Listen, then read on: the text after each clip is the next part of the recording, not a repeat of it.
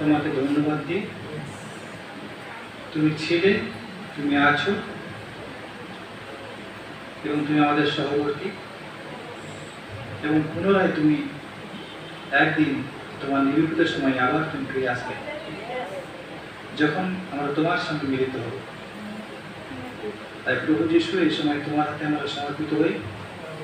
আমরা যতজন উপস্থিত হয়েছি প্রত্যেকে নিজেদের তোমার চরমতলে উপস্থিত করি প্রভু, সমর্পণ করি।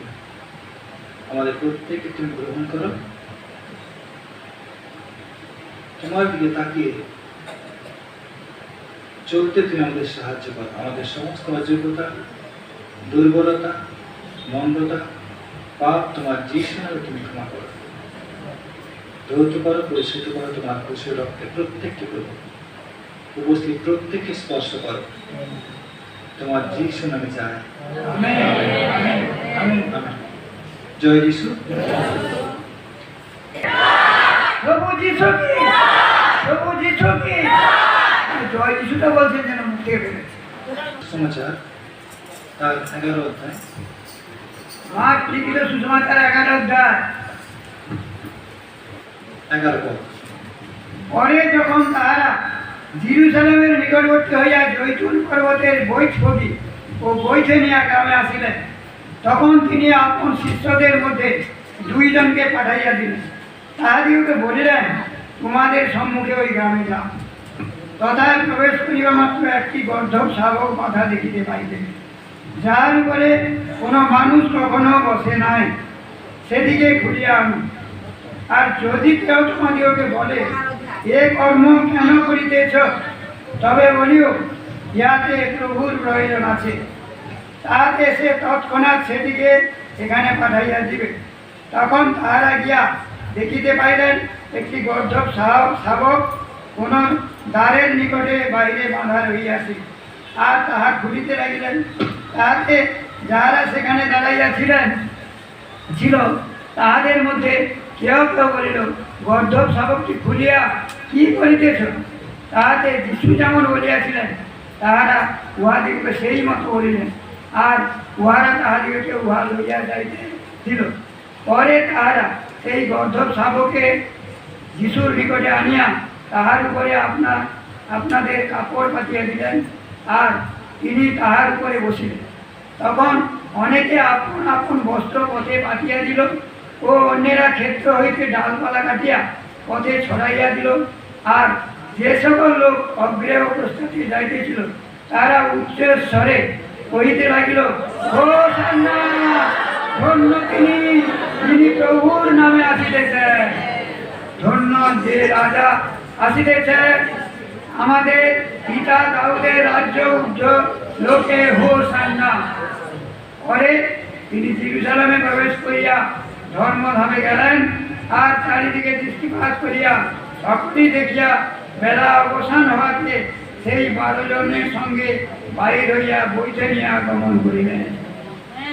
ঈশ্বর তাদের বাক্য শ্রবণে আমাদের প্রত্যেকজনকে আশীর্বাদ দান করুন। আমেন। এখানে আমরা দেখলাম প্রভু যিশু জেরুজালেম মন্দিরে প্রবেশ করলেন। জেরুজালেম যে নগর, সেই নগরে প্রবেশ করলেন, আর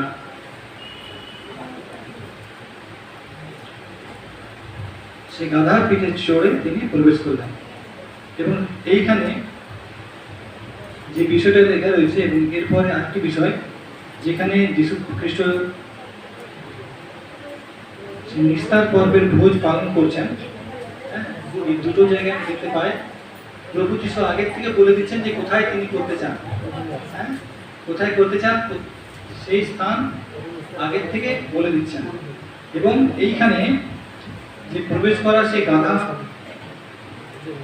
তাদেরকে পাঠালেন তিনি তার শিষ্যদের, এই বিষয়ে তিনি আগে বলে দিলেন যে তোমরা ওই গ্রামে যাও, তথায় প্রবেশ করিবা মাত্র একটি গর্ধব শাবক বাঁধা দেখিতে পাইবে, যাহার উপরে কোন মানুষ কখনো বসে নাই, সেইটি খুলিয়া আনো।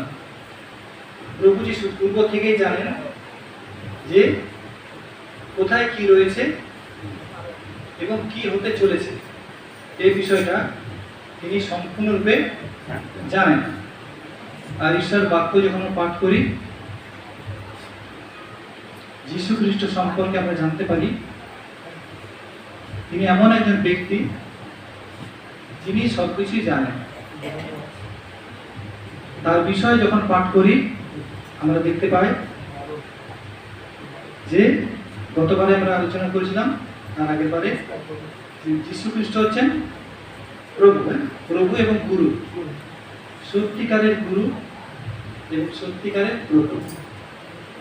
এই যে অধিকার, গুরু হওয়ার অধিকার, নিজে নিজে তিনি গুরু হয়ে যান। এই যে অধিকার, প্রভু হওয়ার অধিকার, নিজে নিজে তিনি প্রভু হয়ে যান। কিন্তু কে তাকে গুরু এবং প্রভু কে করেছিলেন? পিতা ঈশ্বর। পিতা ঈশ্বর তাকে গুরু এবং প্রভু বলে মনোনীত করেছিলেন, অভিষেক করেছিলেন, পাঠিয়েছিলেন এবং স্থাপন করেছিলেন।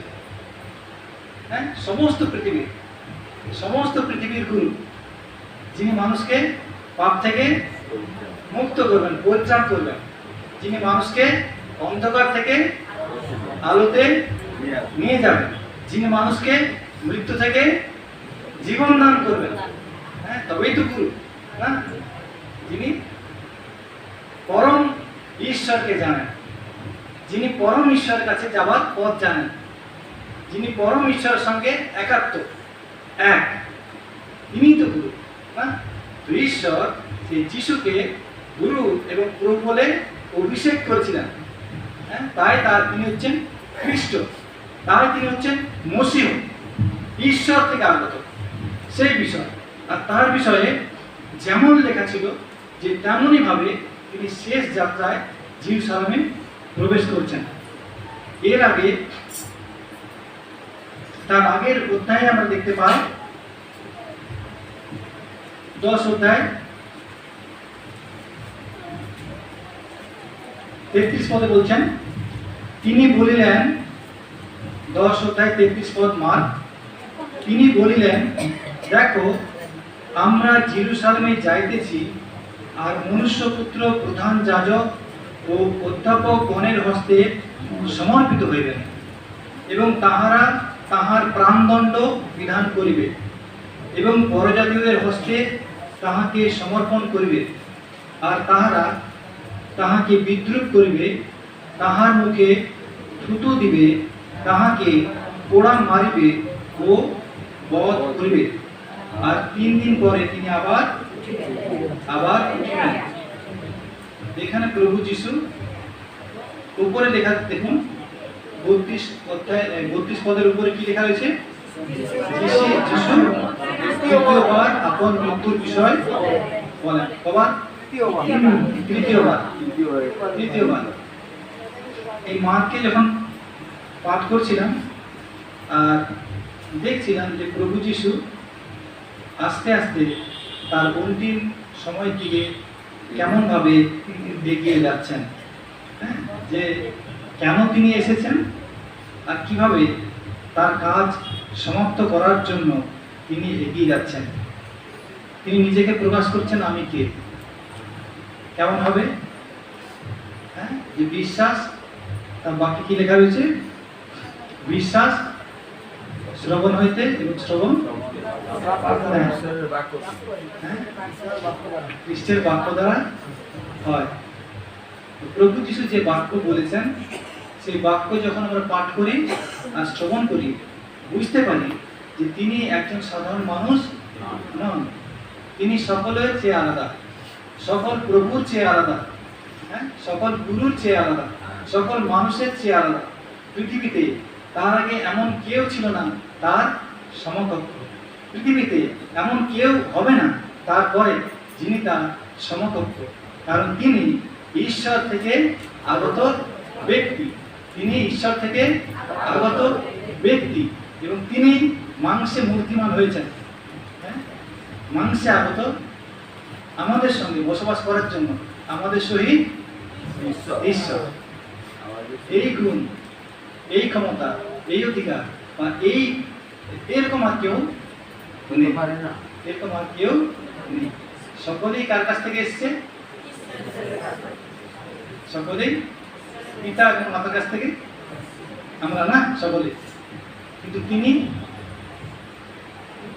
ঈশ্বরের কাছ থেকে আগত, ঈশ্বরের কাছ থেকে আগত ব্যক্তি।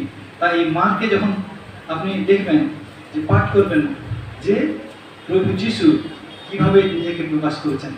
হ্যাঁ, 2 অধ্যায় কি লেখা রয়েছে? খোলার দরকার নেই, আমি বলে যাচ্ছি কত, যে প্রভু যিশু পাপ ক্ষমাও করতে পারে। যে প্রভু যিশু পাপ ক্ষমা করতে পারেন, যে একমাত্র ব্যক্তি যিনি পাপ ক্ষমা করতে পারেন। এমন অন্য কে প্রভু আছে, মানুষ, যিনি পাপ ক্ষমা করতে পারেন? একমাত্র প্রভু যিশু, যিনি আমার, আপনার এবং প্রত্যেক মানুষের পাপ ক্ষমা করতে পারেন, এবং সবার পাপ তিনি ক্ষমা করেছেন, ক্ষমা করেছেন। মানুষ ঈশ্বরের কাছ থেকে যা পেতে পারে, ঈশ্বরের কাছ থেকে যা লাভ করতে পারে, প্রভু যিশুর মাধ্যমে ঈশ্বর তার পৃথিবীকে দিয়েছেন। প্রভু যিশু তা আমাদের দিয়েছেন, যে পিতা আমাকে যা দিয়েছেন আমি তোমাদের দান করছি। তিনি পাপ ক্ষমা করতে পারেন। আর তারপরে লেখা রয়েছে যে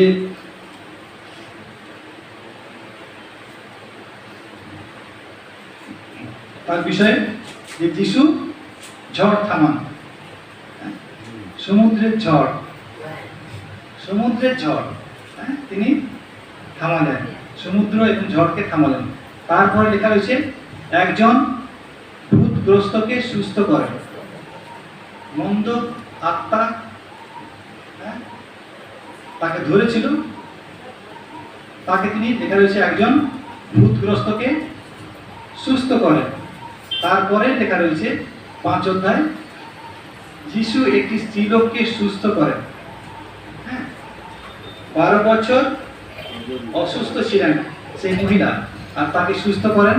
আর তারপর লেখা রয়েছে একটি মৃত বালিকাকে জীবন দেন, মৃত বালিকাকে জীবন দেন। এমন কে ছিলেন যিনি কখনো কোনো মৃত ব্যক্তিকে জীবন দান করেছেন?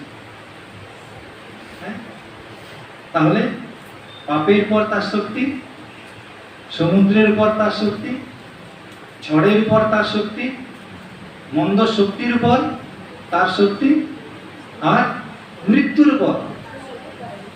উপর তার ক্ষমতা। কে জীবন দান করতে পারে? আমরা দেখি একমাত্র প্রভু যিশু, একমাত্র প্রভু যিশু। হালেলুয়া। কোথায় লেখা রয়েছে? বাইবেলে লেখা রয়েছে। এমন কি আর কোনো গ্রন্থ আছে, এমন কি আর কোনো পুস্তক আছে, কোনো বই আছে, যেখানে কোনো গুরুর সম্পর্কে, যে কোনো গুরুর সম্পর্কে এই বিষয়ে, কোন বিষয়ে লেখা রয়েছে?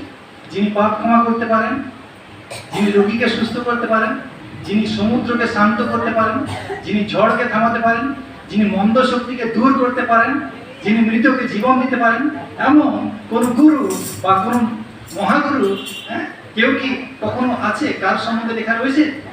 কোথাও আছে? কোথাও কোন পুস্তকে? কোন পুস্তকে? এমন কেউ নেই, এমন কেউ নেই। কারণ একমাত্র ঈশ্বর তিনি পাপ ক্ষমা করতে পারেন, একমাত্র ঈশ্বর তিনি প্রকৃতিকে শান্ত করতে পারেন, একমাত্র ঈশ্বর তিনি সুস্থতাকারী, সম্পূর্ণ যে কোনো রোগের সুস্থতাকারী ঈশ্বর, একমাত্র ঈশ্বর তিনি মৃতকে জীবন দান করতে পারেন। আর সেই প্রভু যিশু আমাদের সহিত ঈশ্বর। হালেলুয়া। যদি আপনি এবং আমি সেই যিশুকে সাধারণ একজন ব্যক্তি হিসাবে জেনেছি, তাহলে এখনো আমাদের জানা অনেক বাকি রয়ে গেছে, এখন অনেক কমতি রয়ে গেছে। তিনি সাধারণ কোন মানুষ নন, তিনি আমাদের সহিত ঈশ্বর। হালেলুয়া। তাই যিশুকে যদি জেনেছেন তাহলে ঈশ্বরকে জেনেছেন, যদি যিশুকে জেনেছেন ঈশ্বরকে জেনেছেন। হ্যাঁ, তিনি বলছেন যে আমাকে দেখেছে সে আমার পিতাকে দেখেছে, কারণ আমার পিতা এবং আমি এক। Hallelujah, hallelujah. তিনি সেই মৃত বালিকাকে জীবন দিলেন। হ্যাঁ, এইখানে আমরা পরপর সেই বিষয়গুলো দেখতে পাওয়া যাচ্ছে। আর তারপরে তিনি 5000 লোককে আশ্চর্য রূপে আহার দেন। হ্যাঁ, 5টি রুটি আর 2টো মাছ ভাজা দিয়ে 5000 লোককে খাওয়া আহার দিলেন। আর জলের উপর দিয়ে তিনি, লেখা রয়েছে সেখানে 6 অধ্যায়, জলের উপর দিয়ে হাঁটিয়া যান। জলের উপর দিয়ে হাঁটিয়া যান। আর সত্যি সত্যি তিনি হেঁটেছিলেন। আর তার শিষ্য কে হেঁটেছিল? জলের উপর কে হেঁটেছিল? আর পিতর, সেও হেঁটেছিল। প্রভুকে যখন দেখে চিনেছিল আর বলেছিল, প্রভু আমিও আমি যাব। প্রভু যখন বলছিলেন এসো, তখন সে জলের উপর দিয়ে হেঁটে যাচ্ছিল, গেছিল, কিন্তু হেঁটেছিল। হ্যাঁ, কিন্তু সন্দেহ হয় সে ডুবে যাচ্ছিল। প্রভু তাকে উদ্ধার করলেন, প্রভু তাকে উদ্ধার করলেন। আর তারপর লেখা রয়েছে, যিশু একটি ভূতগ্রস্ত বালিকাকে সুস্থ করেন এবং 4000 লোককে আশ্চর্যরূপে আহার দেন। তারপরে একজন অন্ধ লোককে দৃষ্টি দেন। অন্ধ লোককে দৃষ্টি দেন। এই সমস্ত কাজ করে তিনি যে ঈশ্বর থেকে আগত ব্যক্তি, নিজেকে তিনি প্রকাশ করেন যে আমি পাপ ক্ষমা করতে পারি, সুস্থতাকারী এবং মৃতকে জীবন দানকারী, হ্যাঁ, আশ্চর্য ক্রিয়াকারী তোমাদের সহিত আমি ঈশ্বর। হ্যাঁ, ঈশ্বর থেকে প্রেরিত আমি এবং পিতা আমরা এক, আমি এবং আমার পিতা আমরা এক। এবং তারপরে তিনি নিজের মৃত্যুর বিষয়ে লেখা রয়েছে, যিশু আপন মৃত্যু ও পুনরুত্থান বিষয়ে ভবিষ্যৎ বাক্য বলেন। 8 অধ্যায় প্রথমবার শিষ্যদের সেই কথা বললেন। প্রথমবার শিষ্যদের এই কথা তিনি বললেন, স্পষ্ট করে বললেন। লেখা রয়েছে, এই কথা তিনি স্পষ্ট রূপেই কহিলেন কি, যে আমাকে মৃত্যুবরণ করতে হবে। পরে তিনি তাহাদিগকে এই শিক্ষা দিতে আরম্ভ করিলেন। 8 অধ্যায় 31 পদ। এই কপাল থেকে হাত নামা, আবার একদম সরে বসুন। অসুস্থ লাগছে বলে শেষ দিয়ে বুঝতে পারেন, হ্যাঁ, অসুবিধা হবে সাইডে। পরে তিনি তাহাদিগকে এই শিক্ষা দিতে আরম্ভ করিলেন যে মনুষ্যপুত্রকে অনেক দুঃখ ভোগ করিতে হইবে। মনুষ্যপুত্রকে নিজের সম্বন্ধে বলছেন যে অনেক দুঃখ ভোগ করতে হবে, এবং প্রাচীন বর্গ, প্রধান যাজক ও অধ্যাপকগণ কর্তৃক অগ্রাহ্য হইতে হইবে। তাহলে দুঃখ ভোগ করতে হবে, অগ্রাহ্য হতে হবে, আর কি লেখা রয়েছে, হত হইতে হইবে। হ্যাঁ, এবং তাকে মৃত্যুবরণ করতে হবে, আর 3 দিন পরে আবার উঠিতে হইবে। তাকে মৃত্যুবরণ করতে হবে, আবার কিন্তু তিনি উঠবেন, উঠবেন। এই কথা তিনি স্পষ্ট রূপেই বলেন, পরিষ্কার করে বললেন। হ্যাঁ, পরিষ্কার করে তারা যেন বুঝতে পারে। কিন্তু পিতর কি বললেন? হ্যাঁ, পিতর তাহার কাছে অনুযোগ করতে লাগিলেন। হ্যাঁ, কেন এটা আপনার প্রতি না হোক। কোন জায়গায় লেখা রয়েছে যে এরকম না হোক। হ্যাঁ, কিন্তু তিনি মুখ ফিরে আপন শিষ্যগণের প্রতি দৃষ্টি করিয়া পিতরকে অনুযোগ করিলেন, বলেন, আমার সম্মুখ হইতে দূর হও শয়তান, কেননা যাহা ঈশ্বরের তাহা নয়, কিন্তু যাহা মনুষ্যের তাহাই তুমি ভাবিতেছ। তাহলে প্রভু যিশু জানেন যে এরপরে তার জীবনে কি হতে চলেছে। তিনি প্রথমবার বললেন এটা, এরপরে দ্বিতীয়বার বললেন। এখানেও তারপর লেখা হয়েছে আরেকবার, যিশু একজন ভূতগ্রস্ত বালককে সুস্থ করেন। তার শিষ্যরা পারেনি, হ্যাঁ, তার শিষ্যরা পারেনি, কিন্তু তিনি সুস্থ করলেন। আর তারপরে লেখা রয়েছে যে তিনি আরেকবার তার মৃত্যুর বিষয়ে বললেন। এবং এই যে আমরা পাঠ করলাম আজকে 11 অধ্যায়, এর আগে তিনি তৃতীয়বার তার মৃত্যুর কথা বলেছেন, যে আমি জেরুসালেমে যাচ্ছি। যে দেখো, আমরা জেরুসালেমে যাইতেছি, আর মনুষ্যপুত্র প্রধান যাজক ও অধ্যাপক গণের দ্বারা সমর্পিত হইবেন, এবং তাহারা তাহার প্রাণদণ্ড বিধান করিবে, এবং পরজাতিদের হস্তে তাহাকে সমর্পণ করিবে, আর তাহারা তাহাকে বিদ্রুপ করিবে, তাহার মুখে থুতু দিবে, তাহাকে পোড়া মারিবে ও বধ করিবে, আর 3 দিন পরে তিনি আবার উঠিলেন। যদি প্রভু যিশুর বিষয়ে আপনি পাঠ করেন, দেখবেন ঈশ্বর আপনার মনের মধ্যে কথা বলবেন। কারণ ঈশ্বর বাক্য জীবন্ত বাক্য, যা আমাদেরকে পাপ থেকে জীবনের মধ্যে নিয়ে আসে, পাপ থেকে মুক্ত করে তার সঙ্গে সংযুক্ত করে। তাই প্রভু যিশু তিনি পৃথিবীতে এসেছিলেন যেন আমার এবং আপনার জন্য ক্রুশের পর নিজের জীবন দিতে পারেন। তিনি আসেননি অন্য কোনো একটা ধর্ম স্থাপন করতে, অন্য কোনো একটা গৃহ নির্মাণ করতে, অন্য কোনো একটা সম্প্রদায় সৃষ্টি করতে, অন্য কোনো নতুন নতুন দল তৈরি করতে।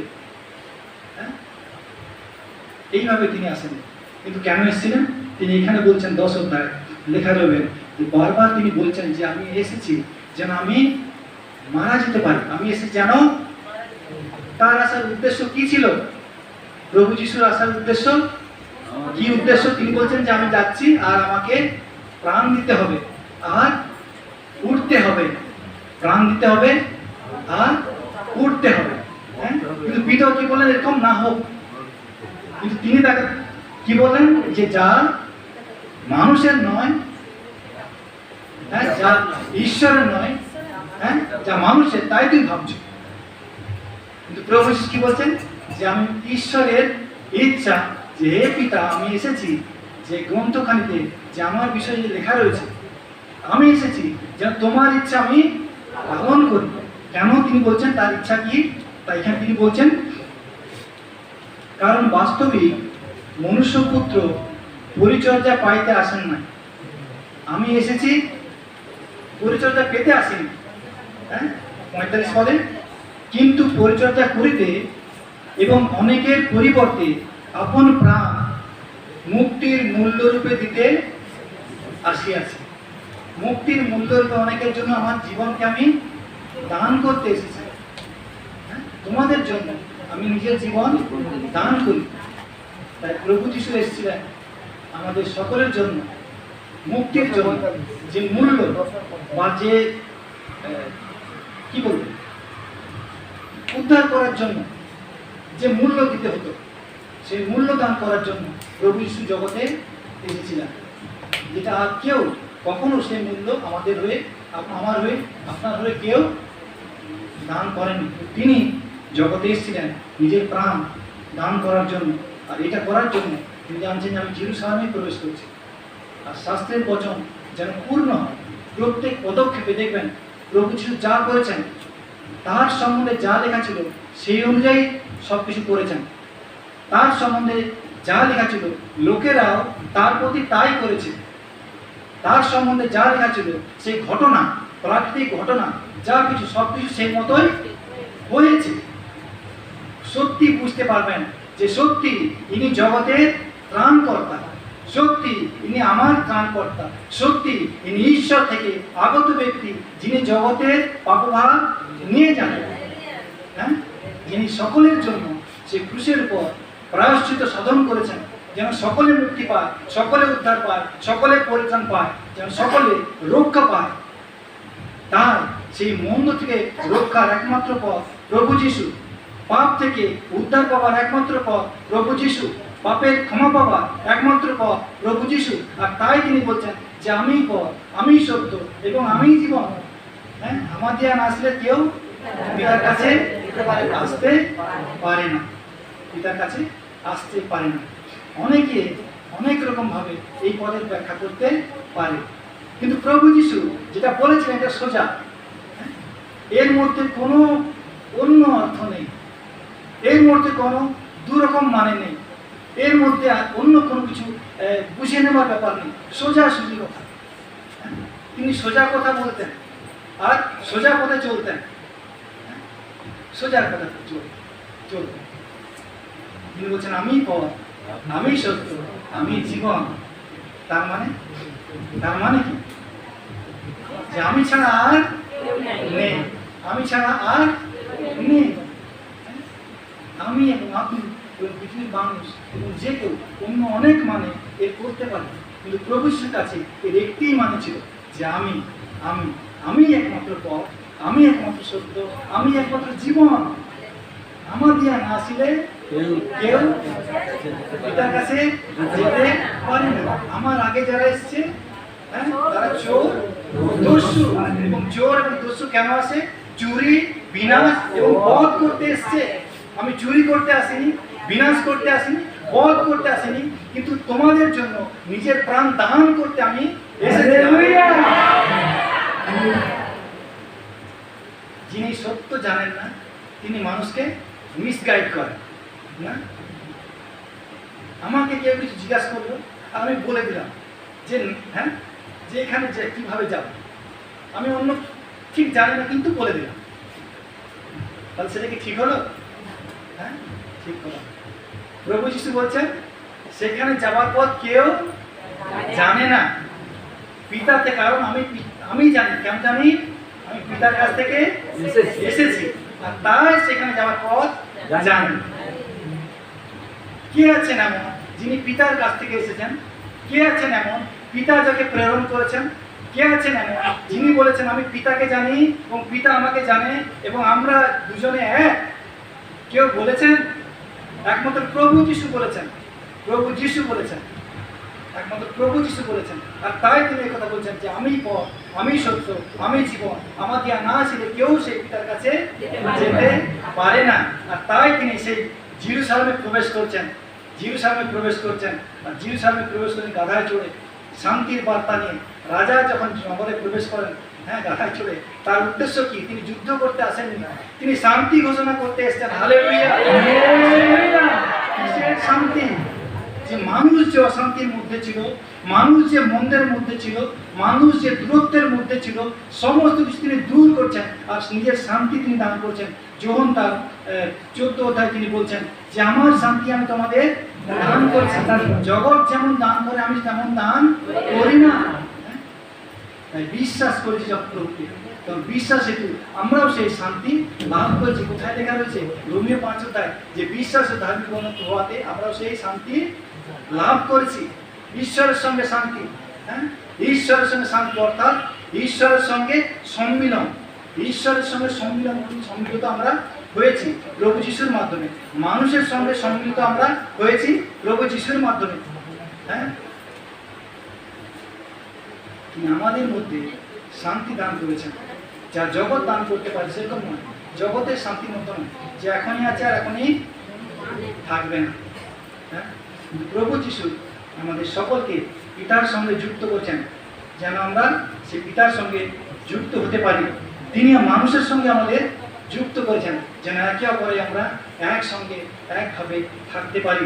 হ্যাঁ, যেন দলাদলি না থাকে, যেন অশান্তি না থাকে, যেন অসাম্য না থাকে। হালেলুয়া! এই শান্তির রাজা তিনি জেরুজালেমে প্রবেশ করছেন, আর সেই রাজ্যে তিনি আমাদেরও গ্রহণ করবেন। আজকে পৃথিবীতে এতদিন পর্যন্ত শান্তি কোথায়?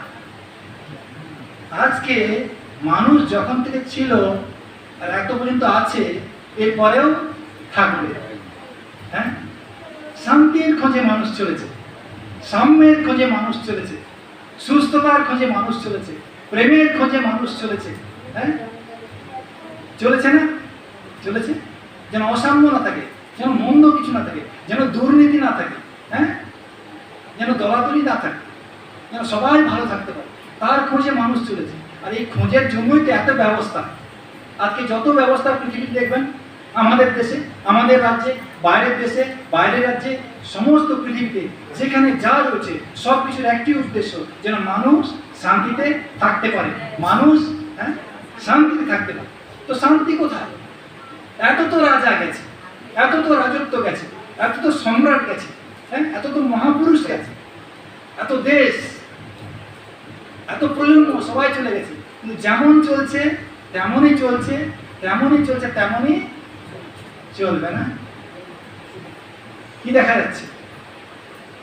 যত দিন যাচ্ছে তত যেন, হ্যাঁ, আরো অশান্তি বাড়ছে, অসাম্য বাড়ছে, অসহিষ্ণুতা বাড়ছে, মন্দ বাড়ছে, হ্যাঁ, দলাদলি বাড়ছে, মারামারি যেন আরো বাড়ছে, হিংসা যেন আরো বাড়ছে। তবে শান্তিটা কোথায়? কে দিবেন শান্তি? কে সেই শান্তিরাজ? কোন মানুষকে শান্তি দিতে পারে? মানুষকে শান্তি দিতে পারে। তাই তো ঈশ্বরের বাক্য বলছে তোমরা ভুল জায়গায় খোঁজ করছো, ভুল লোকের কাছে খোঁজ করছো, ভুল জনের কাছে খোঁজ করছো, যার কাছে শান্তি নেই। হ্যাঁ, এমন কোন মানুষ আছে তার কাছে যার কাছে শান্তি আছে? কিছু তো অশান্তি থাকবে। কেন? মানুষ ঈশ্বর নয়। শান্তির আবাসস্থল কোথায়? শান্তির সৃষ্টিকারী কে? শান্তির রচনাকারী কে? শান্তি ধারণকারী কে? তিনি একমাত্র ঈশ্বর। তার কাছে ছাড়া শান্তি নেই। আপনি যে কোনো মানুষের কাছে যান, শান্তি কখনো পাবেন না। কিন্তু ঈশ্বরের কাছে যখন আসবেন, প্রভু যিশুর কাছে যখন আসবেন, তিনি একমাত্র শান্তি দিতে পারেন। সেই শান্তিরা জেরুজালেমে প্রবেশ করছেন। প্রতীক জেরুজালেম নগর ঈশ্বরের স্বর্গীয় জেরুজালেমের প্রতীক। যে জেরুজালেমের, সেই স্বর্গীয় জেরুজালেমের রাজা হচ্ছেন প্রভু যিশু। সেই রাজা প্রভু যিশু। সেই রাজ্যের প্রজা হচ্ছেন আমরা, যারা তাকে বিশ্বাস করবে। সেই বিশ্বাসীরা সেই রাজ্যের প্রজা। না, আমরা সকলে সেই রাজ্যের প্রজা। তিনি একমাত্র শান্তি দিতে পারেন। তিনি একমাত্র শান্তি দিতে পারেন। তাকে যখন নিজের জীবন দান করবেন, তার কাছে যখন আসবেন, তিনি আপনার জীবন, তার শান্তি তিনি দান করবেন। হতে পারবে তখন আপনি দেখবেন যে অনেক অভাব, হ্যাঁ, অনেক সমস্যা, তার মধ্যেও দেখতে পাবেন যে ঈশ্বর কীভাবে তার শান্তি দিয়ে আপনার জীবনকে ভরে রেখেছে। হ্যাঁ, ভরে রেখেছে। তখন কেন বলুন তো? কেন? এটা কি লোক দেখানো? সেরকম না। কিন্তু ঈশ্বর আপনার চোখের অন্তরের যে চোখ, অন্তর্চোখ। মানুষ তো বাইরে বাহ্যিক রূপে মানুষ নয়। কি লেখা হচ্ছে বাক্যে? যে অন্তর মনুষ্য, তারও দৃষ্টি আছে না? সেই দৃষ্টি ঈশ্বর খুলে দেবেন। আমাদের হৃদয়ের চোখ তিনি খুলে দেবেন। ঈশ্বরের বিষয় তিনি দেখতে সাহায্য করবেন। ঈশ্বরের বিষয় তিনি দেখতে সাহায্য করবেন।